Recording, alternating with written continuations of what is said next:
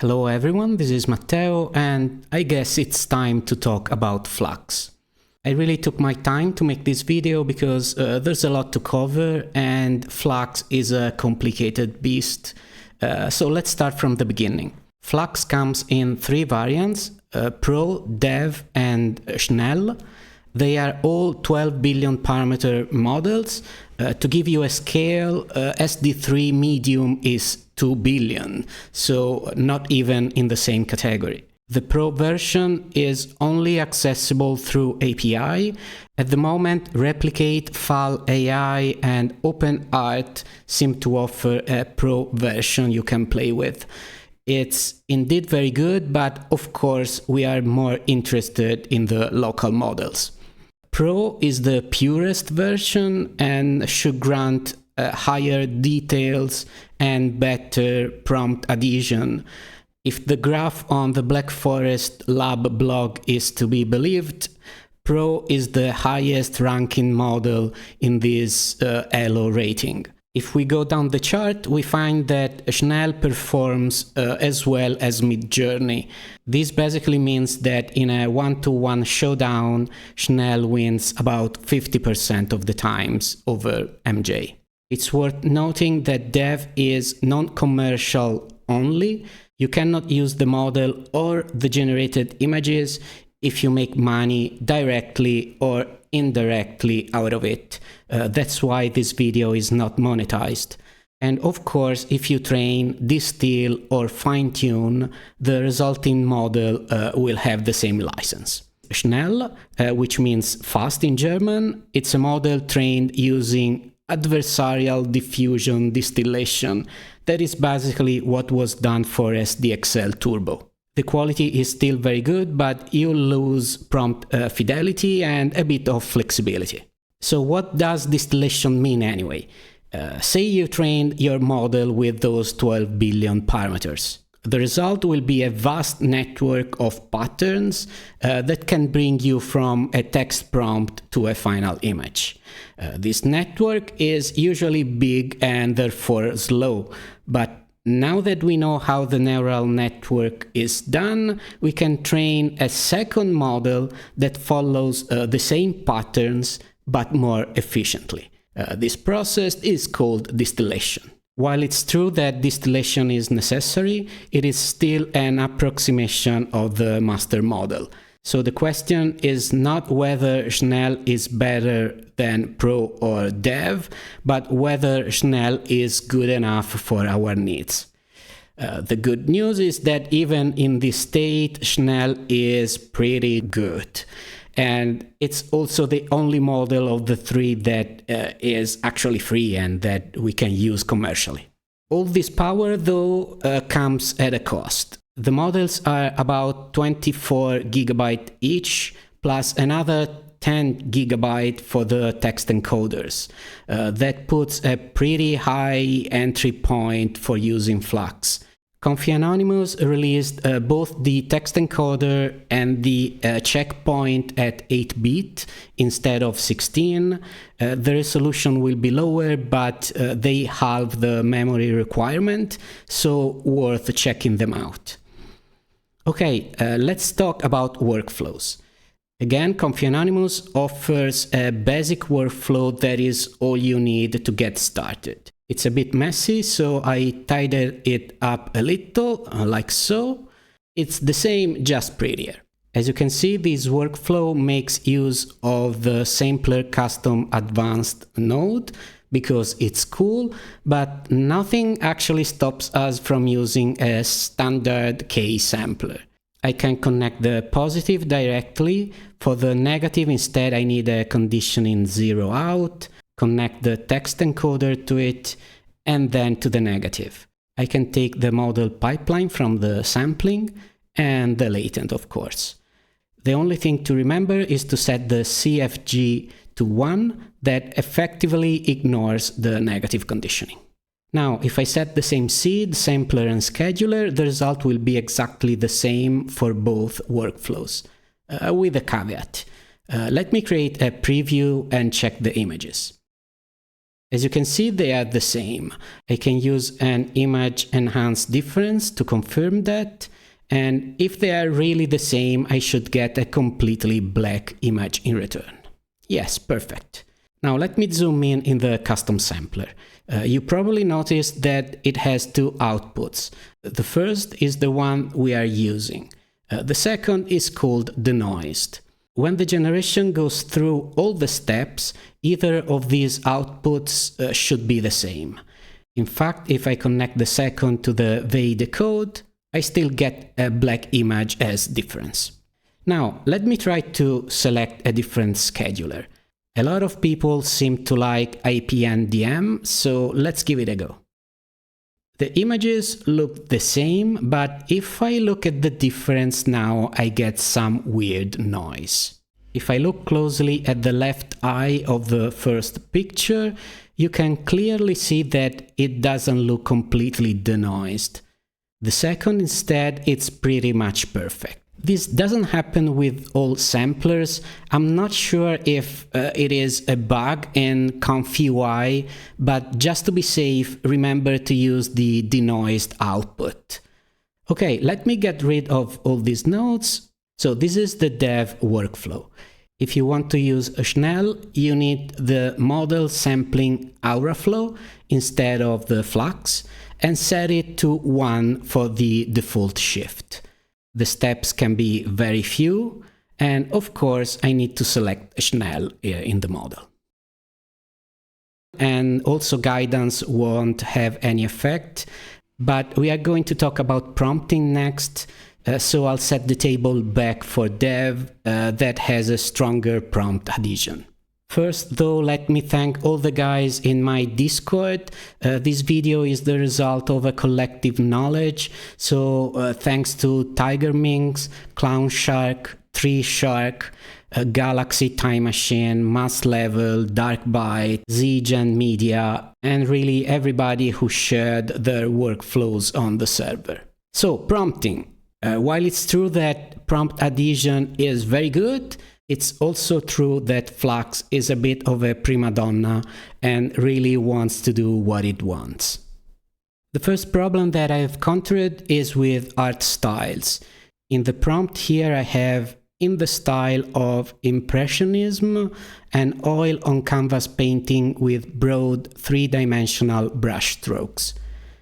And the result is a little underwhelming. I can run a few more seeds, but they don't vary much.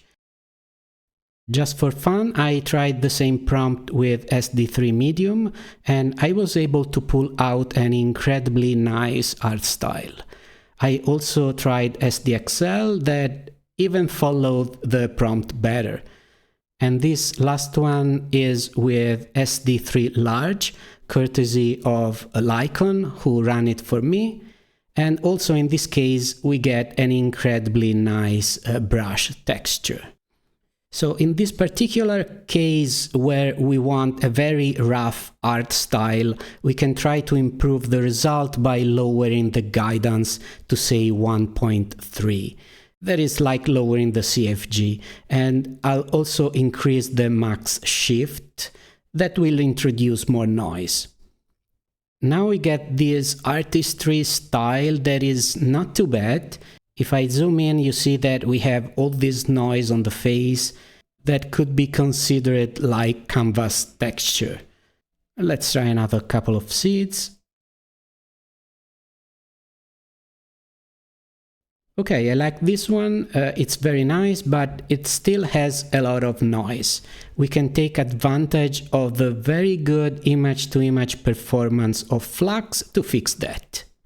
So I need to copy guidance, noise, guider, sampling, scheduler, sampler, VEI decode, and the preview. For the noise, I get the image we just generated. I changed the seed to avoid burning, then I increased the guidance since we want a more polished result now. For the same reason, I'm also setting the sampling back to the default 1.15. As the noise, I'm trying with 0.55, and I think I can generate. Okay, the result is pretty good, but since we talked about image to image, let's see how the noise works. To help me with that, I want to introduce to you a new node called Flux Sampler Parameter. It's a quite advanced node I made for testing various Flux options. First of all, I connect the original model pipeline, the conditioning without guidance, and the latent from the first pass. Basically, this node alone substitutes all these nodes needed for a Flux generation. But the cool thing about it is that all options are actually text fields. This way I can specify multiple values for each parameter. For example, if I want to try the noise 0.3, 0.5 and 0.7, I can open the noise option and write 0.3, 0.5, 0.7. Or if I want to be as smart as, I can use this other syntax. 0.2, 3 dots, 0.8 plus 0.1. This means that the node will try all values from 0.2 to 0.8 with an increment of 0.1. The seed is a question mark that means random number, but I can make it fixed, of course. Okay, let me add the way and the preview, and we are ready to try. It will take a while, so I'll speed this up quite a bit. Okay, perfect. I can click on the first image and check the difference one by one, but at first glance I don't know what parameters were used for each image. So I need the plot sampler parameter node to print all the stats under each picture. All I have to do is to connect the params pipeline from the sampler to the new node. And now at the bottom I can see how the images were generated, including how much time it took to sample. If I want to see all the result in one big picture, I can set the cols num to 0, and the images will be automatically arranged in a grid. Or I can select a value that I want to evaluate in the cols value, and the images will follow that. This, of course, can be used not only for image to image. If I connect the empty latent and set the denoise back to 1, this will act like a normal Flux sampler. Now, for example, if I want to test the guidance, I can write 3, 3.5 to test those two values. Or like before, I can write 2, 3 dots, 4 plus 0.5 to iterate through all values with a step of 0.5. Of course, you can mix multiple parameters. Let's say I want to check both simple and beta schedulers. I can list them here and queue. Be careful because you are going to create a lot of images. In this case is 5 values for guidance multiplied by 2 values for the scheduler. So 10 images total, and it will take a while. So the image quality is impressive considering it's a base model. We can see from this test that the simple scheduler tends to generate slightly more illustration-like images, while beta has a stronger realistic style. We can see it especially from these last 2 images. I made dozens of these tests, a few about samplers and schedulers. From this picture you can see that they are all very similar. The columns are schedulers, the rows samplers. The first 3 columns are normal, Karras, and exponential, and they should be probably avoided. Normal is not always able to converge completely, while Karras and exponential are not able to converge at all. Regarding samplers, the one that stands out is probably DPM2, but it's also twice as slow as most of the others. The safest bet is Euler, simple or beta. Sometimes DPM++2M and IPNDM are able to squeeze a few more details, so worth checking them out too. Also interesting, UniPC BH2. that in this example is the only one that generated a slightly different image. For Schnell, they are all pretty much the same, so I would stick with Euler. Another interesting test is about max and base shift. Again, from a distance they all look very similar, but if I zoom in, it's clear that lower values generate smoother, less detailed images, but with less hallucination. Higher values give you more details, but also more noise, so you need to strike a balance. The default is 1.15 for max shift and 0.5 for base shift. That appear to be sensible values. Okay, let's get back to our prompt. I asked for a 50-year-old female and dark brown skin, but the model didn't listen. Let me try to break down the prompt to understand what is happening. To do that, I'm using again the Flux sampler parameter, but this time I'm pairing it with the text encode for sampler parameters. This is a text encoder that allows you to test multiple prompts at a time. I'm connecting everything. Okay, in the text I'll have 4 prompts. The first, a 50-year-old woman. The second, picture of a 50-year-old woman. The third, a woman in her 50s. And the last one, a picture of a woman in her 50s. Let's see what happens. So the first one is Hollywood 50. The second is Hollywood 60, and then we go full grandma. But it's clear that a 50-year-old woman creates a weak noise the model doesn't know how to handle. You can also see it in the background. In the first 2, Flux didn't know what to do. In these other 2, it started drawing a room. So it's clear that we need to be more descriptive. This is probably caused by a very discursive captioning style used during training, and of course by the huge size of the neural network. So with the experience that we gathered, I'm trying to build a better prompt. I'm generating 3 random images, so you won't blame me for cherry picking. And okay, let's see. Okay, this is very good, but it gave a high priority to fantasy portrait, almost ignoring everything else. This can be still fixed with even more accurate prompting, but why is it happening? Shouldn't Flux be the ultimate solution for prompt understanding? So this is my theory. Let's say this chart is our neural network, and here we have the token that represents a 50-year-old woman. This is the short hair token, and this is salt and pepper. These are very straightforward concepts to understand, and they are compatible with each other.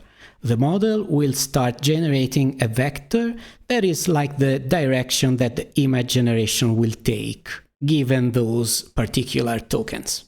If I add more tokens like fantasy portrait or oil painting, SDXL will gladly change direction and widen its scope to accommodate all tokens. That leads to an image that contains most of the concepts, even though you often end up with bleeding and blurring of the embeds. Flux instead establishes the most likely route and ignores what derails too much from it. That allows great prompt adhesion if you fall within the scope of the vector. So no bleeding of the concepts, very little hallucination, but also less flexibility. Now, there's another node we can use, clip text encode Flux. This node splits the text encoder into T5 and clip L. In this example, I use tags for clip L, trying to concentrate on the style, and a more descriptive prompt for T5. This way I'm trying to steer the rigid T5 as much as possible with a more permissive clip L. And if you look at the result, I was able to generate a pretty impressive image. Similarly, you can use conditioning average to trick the model into more interesting albeit a bit unpredictable results. Like in this example, in the upper prompt I have a strong style and the background, while in the bottom one I have the character. So I'm basically creating two vectors that both capture the concepts within their scope. And then I average the result with a conditioning average, giving the character a slightly higher value. And the results are often very nice. In this other test, I averaged the description of Starry Night by Van Gogh with a portrait of a woman. And again, the results are lovely but a bit random. Unfortunately, also with these techniques, Flux prompting is a bit rigid and biased. Hopefully fine-tunes and future releases will be able to fix that. Speaking of bias, this was a test I did for SD3 to check prompt adhesion. The picture quality overall is not great, but the prompt comprehension pretty good. So I tried the same on Flux and got this. And it's not just seed luck, I ran it on multiple seeds and always got the same result. It's funny because the background is realistic, only the character has a strong anime style. The prompt says photo of a Japanese young woman. To fix this, all I have to do is to add some detail about the kind of photo that I want. For example, I could say candid photo, or analog photo, or camera phone photo, or whatever. They should all work. And now I get a really good picture that follows the prompt very well. I found quite a few of these prompting issues, but it's understandable with such a big model. There are a couple of things though that are bothering me. The first is a bit the plasticky look of the skin, and the second, the strong bokeh effect. The background is always blurred, and that is something that will haunt us forever. I remember the same happening with SDXL at the beginning. Okay, let's try at least to add more details. You can do that with noise injection. It's nothing new, but the workflow for the custom sampler is a bit different, so I'll show you how to do it real quick. So I keep this generation here for reference and I duplicate the sampler.